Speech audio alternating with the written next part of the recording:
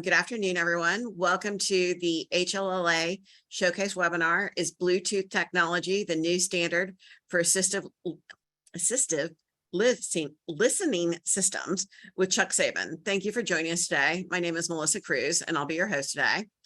I'm going to start by sharing my screen and then giving you some tech tips.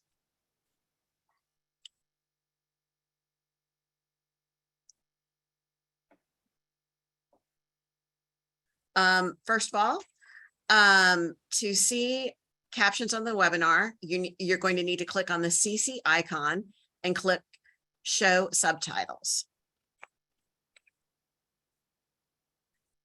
You can change the font size in the subtitle setting, and to view the,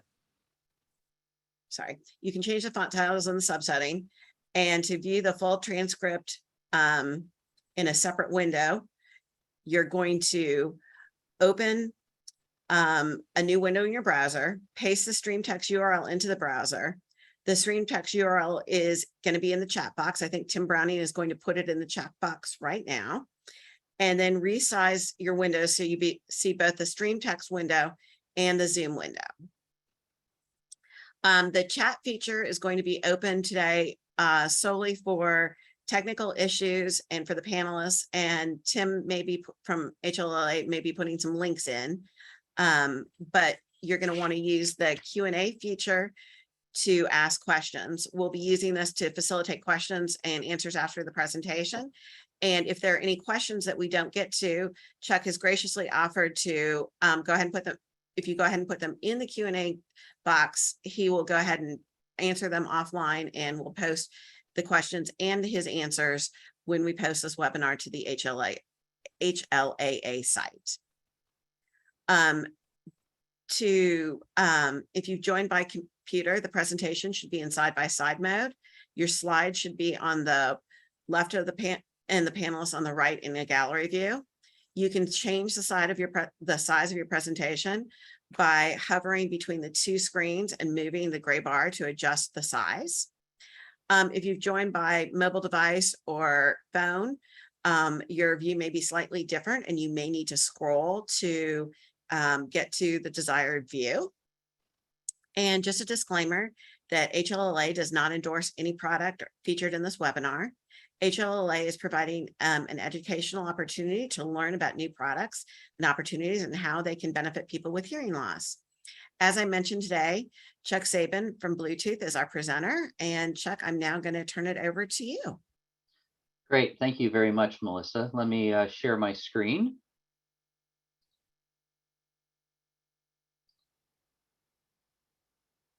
So you should be able to view my screen at this point in time. So hello, and thank you for attending today. And I want to thank the HLA for allowing me to present for this technology showcase webinar.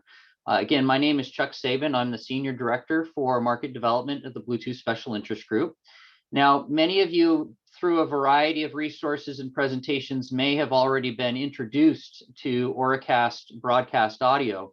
And we do anticipate that Auracast to be the next generation of assistive listening, and more in terms of its capabilities.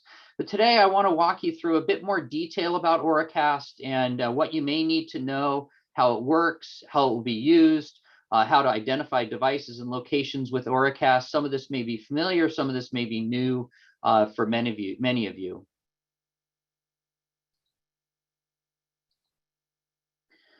As far as learning objectives are concerned, I want you to come away with a clear understanding about three things. Right. First, I want to give you a clear understanding of the new features of LE Audio and how they enable the use cases for Auracast broadcast audio. Second, I want you to have a clear understanding of the impact that LE Audio and Auracast will have on Bluetooth hearing aids and how Auracast is enabling audio accessibility. And third, I want you to come away with an appreciation for the importance and the user expectation for a consistent infrastructure and support for Auracast in public spaces. Now, as Melissa mentioned, I am planning for Q&A time at the end, but there's a lot of content to share here. So I do want to, if we don't have time for the questions, then I will answer those questions offline and post them as well as part of the as part of the posting of this webinar later on. So please put those Q&A questions into that section in Zoom, and I'll do my best to help answer those questions. So let's start off first with just a quick reminder of who we are as the Bluetooth Special Interest Group. Now, we are the organization at the heart of Bluetooth technology, servicing industry-leading companies around the globe in specification development, device qualification and testing, and promoting the Bluetooth technology and the Bluetooth brand. As an organization, we're based in Kirkland, Washington. This is just outside Seattle, Washington in the United States. And the Bluetooth SIG operates as a not-for-profit trade association with over 38,000 member companies that are working to advance Bluetooth technology in a variety of markets and solutions. And each year, Bluetooth member companies ship over 5 billion Bluetooth-enabled products worldwide. So it's clearly a technology that is widespread throughout the world. Now, just getting to the heart of the discussion for today, Bluetooth has been leading innovation in wireless audio for over 20 years. However, it has been recognized that developers have stretched the classic Bluetooth, as we like to say, the classic Bluetooth audio to its limits. And that's where LE Audio comes in. LE Audio is the new flexible architecture from Bluetooth to support the next 20 years of audio innovation in the market. Now, just to be clear, and I've heard people talk about this before, but just to be clear, you will see both architectures in the market for quite some time. This is not an instance where you need to throw out your current device because it won't work with the new phones or tablets or PCs or TVs in the market. That's not the case at all. Right? Classic audio and LE Audio will coexist in the market as the ecosystem continues to look for transition of use cases to the new LE Audio architecture. So both architectures will exist in the market for quite some time. Now, LE Audio, that said, LE Audio will first bring a number of initial enhancements to help relieve some of the challenges that have been seen by developers in the market today. So along with the traditional use cases, there are 4 key enhancements to the LE Audio release for the market. The first is a new modern codec for higher quality audio at lower power requirements for much smaller devices. So again, think hearing aids. Right. Second is multi-stream support for earbuds and binaural hearing aids, where you're moving some of the processing that is required for supporting those types of devices from the hearing device itself to the source. So there's new standardization in that area. There's new standardization for interoperable hearing aid support, and we'll talk about that in just a bit in a little bit more detail. And the fourth area of innovation for LE Audio is broadcast audio, specifically support for Auracast broadcast audio. And we'll talk about that for the majority of the presentation today. And we're very excited about these new capabilities for Bluetooth, especially in the areas of enhanced listening experiences and supporting the next generation of assistive listening systems and more. And so I want to first start off with the standardization for hearing aids and cover that just a little bit, because many of you have probably experienced this as we speak, right? Regarding standardization for hearing aids, quite frankly, it was actually the hearing aid ecosystem and the manufacturers that first approached the Bluetooth SIG several years ago and said that they wanted to standardize Bluetooth audio for hearing aids. Because the biggest challenge in the market was that there was no specific adopted Bluetooth specification for hearing aids. Different hearing aid suppliers and manufacturers had to develop proprietary extensions to the technology in order to enable the capabilities that went into hearing aids today. Now, what happened is this caused compatibility problems in the market, which many of you have probably experienced with some level of frustration. And that led to having Apple with their MFI, the Made for iPhone program, or Google's ASHA, the audio streaming for hearing aid program, and they put together specifications to help resolve some of these issues associated with proprietary implementations. But this also made it difficult for true multi-platform handset interoperability. And this drove challenges in the market, including interoperability between hearing aids and mobile devices, and that ultimately limited selection and drove potentially higher cost to the end consumers.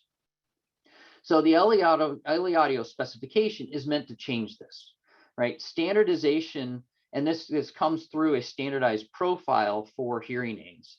And so standardization through LE Audio and the hearing access profile will bring better performance to your hearing aids for the future. And standardization will drive true global interoperability for the future as well. And through that, standardization should deliver more selection, more choice, and increase overall accessibility for people with hearing loss. Now, with regards to that area around accessibility, right? Today, I want to specifically focus on what you need to know about Auracast for devices and public spaces and assistive listening. And if you ask me, what will Auracast broadcast audio deliver to the market? Auracast is set to deliver compelling new audio experiences direct to your hearing device that enhance the way that you may engage with others, as well as with the world that's around you. So while there may be many ways that Auracast will be used in the market, the simplest way to explain the primary usage is through just a few use cases and use case categories, right? The first is share your audio. And this is an area where you are sharing your audio experience with others around you. In this case, this means smartphones, tablets, laptops, PCs allow you to share your audio experience with others that are around you to listen to music together and to watch videos together. Now, this could also include other applications that are in the market, like tour systems and other group listening use cases, where you're trying to share your audio with the people around you. The second category of use cases is around hear your best, where you can improve the listening experience at a location and in public spaces. Now, one of the things that we have heard is that overcoming loud sort of ambient noise can be a challenge in public spaces for everyone. And this is especially true with people with hearing loss.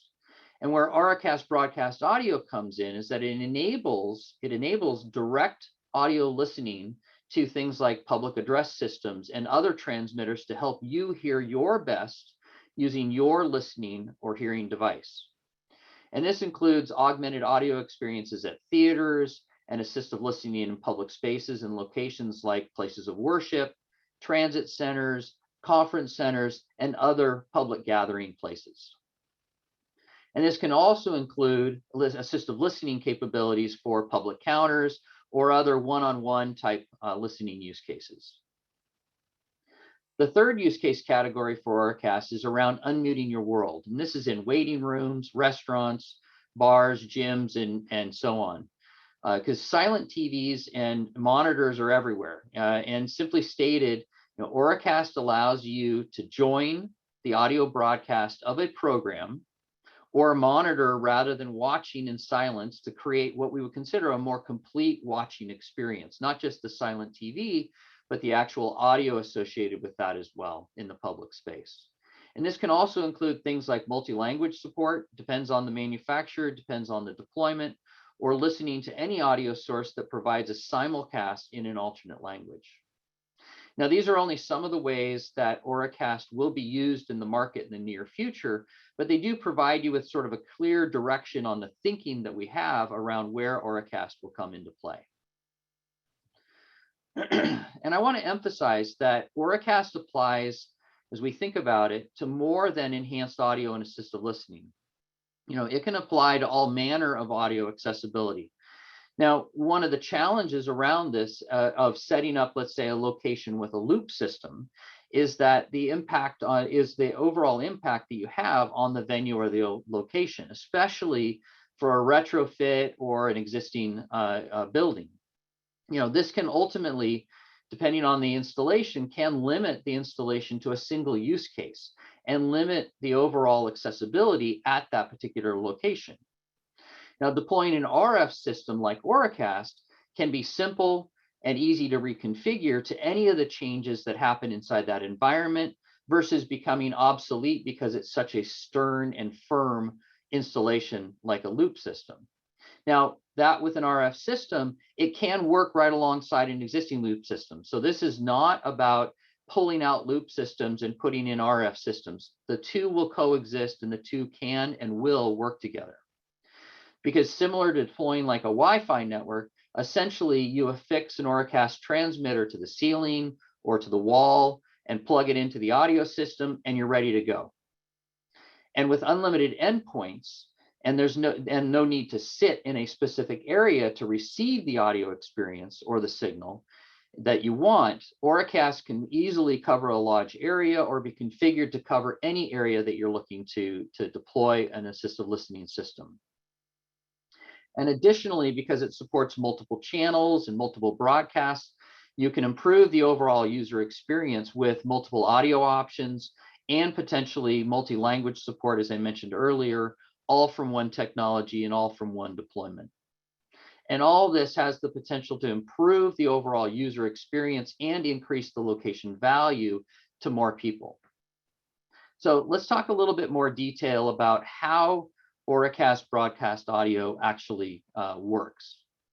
Now, this may be a little bit more detailed than you're used to, but I want to touch on this because there are two questions that I consistently hear the most during these types of presentations and talking about Auracast. The first is, does Auracast use the standard Bluetooth pairing methods that you know today when it comes to audio? And the second question is the smartphone required in order to listen to an Auracast broadcast audio stream? So to answer the first question, the simple answer is no.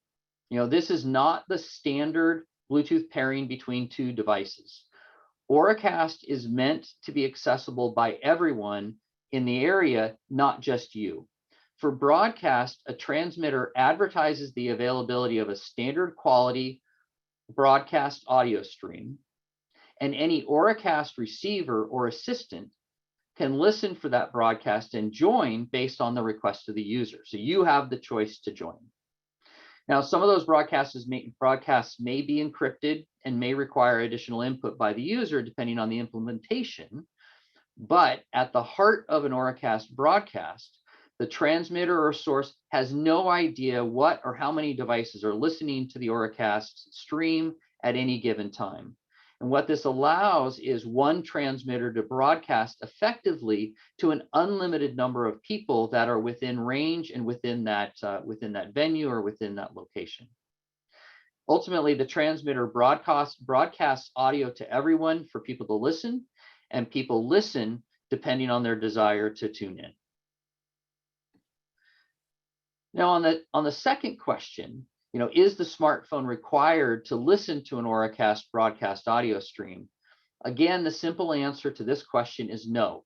Once joined, the receiver, whether or not it's the headphones, earbuds, hearing aid, cochlear implant, and so on, they listen to a direct audio stream from the transmitter. The smartphone is not involved. The stream comes direct to the hearing device itself. Now, that said, there are effectively two common models for finding and joining an Auracast broadcast audio stream that will be available in the market as we see it. Right? These are, as I like to say, with an assistant and without an assistant. Right? In both cases, it starts with the transmitter advertising the availability of a standard quality Auracast audio stream. And when you have an assistant like a smartphone, the assistant can scan for available broadcasts and provide an interface for the user to choose which broadcast that they ultimately want to join. And once the broadcast is selected by the user, the assistant directs the receiver, your hearing aid, on where to go, and the receiver joins that broadcast, your hearing aid, joins that broadcast directly. Now, we anticipate that this will probably be one of the most common methods for users to find and join a broadcast, very similar to discovering an available Wi-Fi access point as an example. Now, the second model is without an assistant. This is on the right-hand side here. But the process is very similar. The difference here is that the receiver, the hearing aid or the hearing device, can both scan for available broadcasts and provide the mechanism on the device, whether or not it's a button or a swipe or a switch of some type, to ultimately join the broadcast that is available. Again, no smartphone or assistant is required for the listening of that broadcast. Now, for devices that are really size and resource constrained, or when multiple streams are available, this may not be the most practical method for the user, meaning the switches on the device itself. But the choice to use an assistant or not is actually up to the manufacturer and the capabilities of the receiving device. Now, there are additional methods for discovery that are under discussion, like getting in within proximity of a broadcast, or using QR codes or NFC as another technology, that may also be used by developers in the future. But these are all still under development, or are all being developed by the manufacturers and those that are deploying Auracast systems. Now, you may have noticed that I kept saying standard quality Auracast audio stream or standard quality public broadcast audio stream. And I, why is this important? Why do I keep emphasizing that? And why the emphasis on standard quality public broadcast audio? The standard quality audio stream is the universal and common denominator for accessibility of Auracast to all transmitting and receiving devices. Whether or not it's your earbuds, your headsets, your headphones, hearing aids, cochlear implants, it is required for those devices to support standard quality audio streams. It's also required for all Auracast locations to support the broadcast of a standard quality audio stream. So if it is a location that says it's Auracast, it will broadcast in the standard quality audio stream.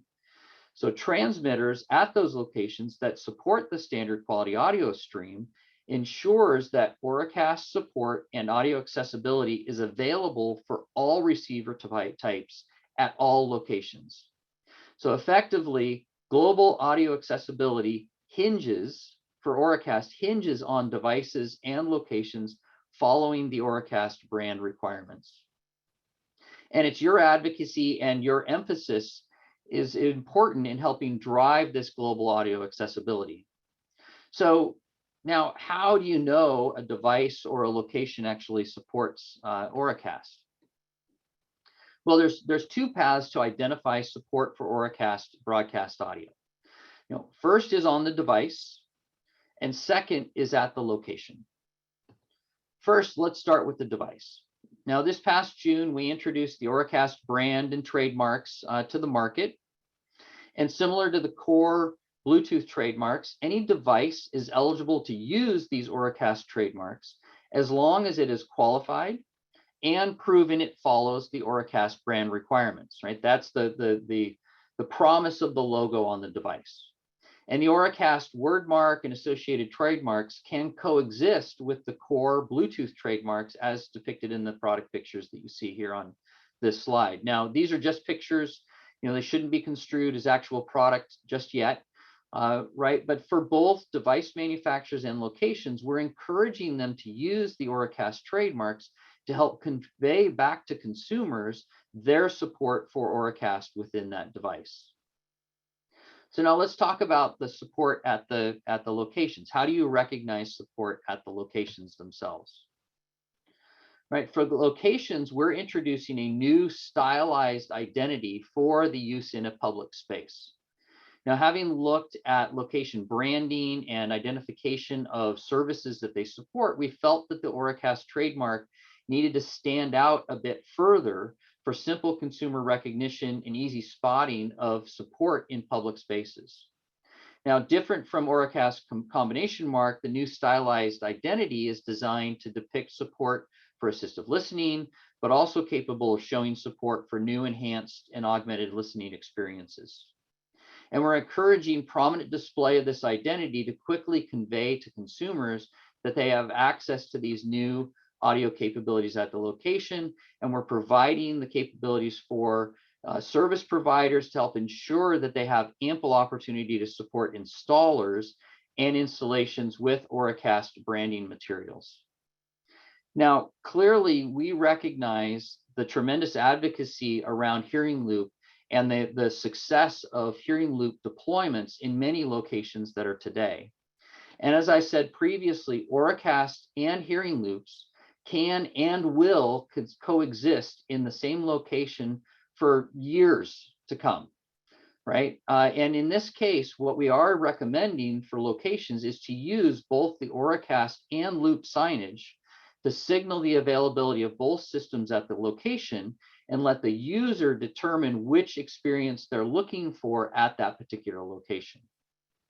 Now, you may have noted earlier that I mentioned sticker designs will be available for registered locations. And the reason for that is that we are actually encouraging all Auracast locations to register their location with the Bluetooth SIG.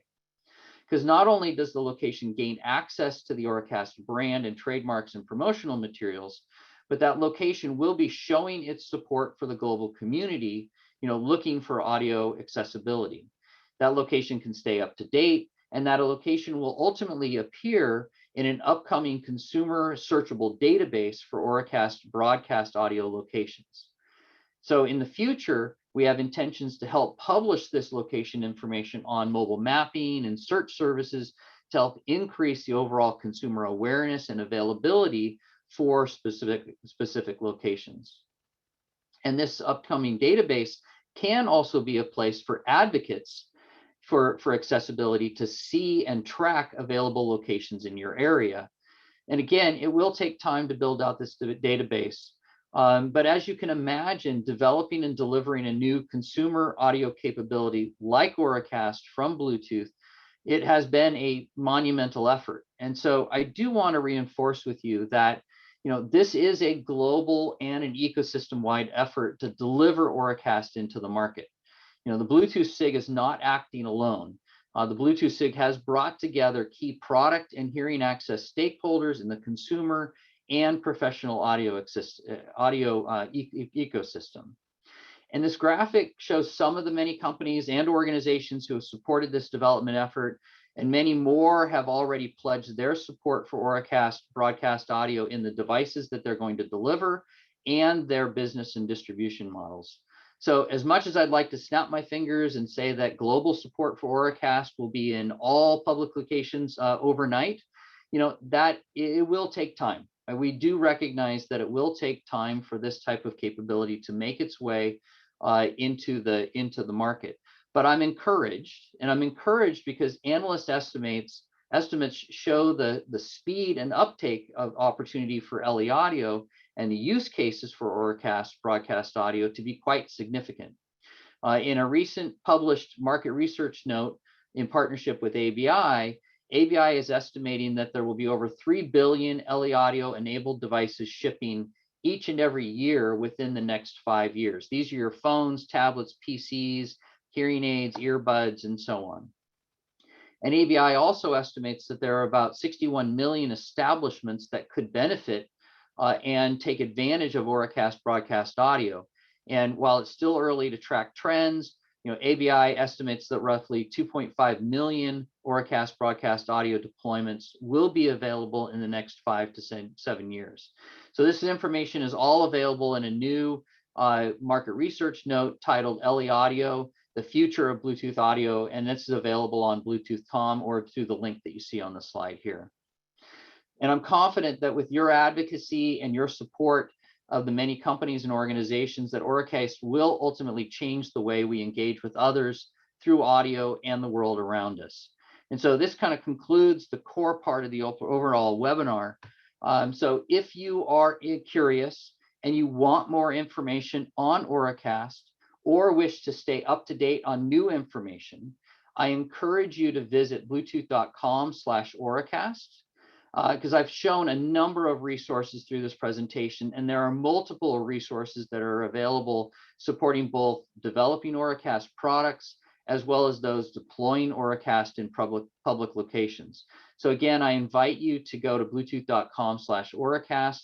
I want to thank you for your attention and taking your time with me today.